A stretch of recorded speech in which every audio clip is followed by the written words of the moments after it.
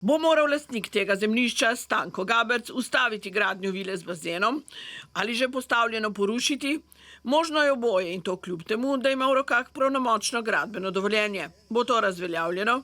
Gradbena dovoljenja so sicer pravnomočna, glede na to pa, da je Ustavno sodišče sklepe o lokacijski odpravilo, bo verjetno treba odpraviti tudi gradbena dovoljenja. Mi smo novo postopka po uradni dolžnosti že pričeli.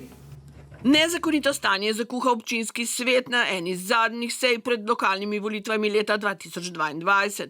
Skoraj soglasno so sprejeli sklep o lokacijski preveritvi, ki sta dopuščala začasno rabo prostora na zemljiščih, ki še danes niso pokrita z nobenim prostorskim aktom.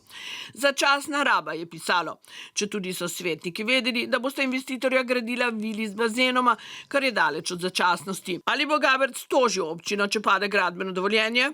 Na hipotetična vprašanja ne bo odgovarjal, sporoča. Meni, da je žrtev nedopustno dolgih prostorskih postopkov, da pa na občini ni nikoli na nikogar pritiskal. Lastnica drugega zemljišča je direktorica prve bonitetne agencije Dragica Razboršek, ki za komentar za zdaj ni dosegljiva.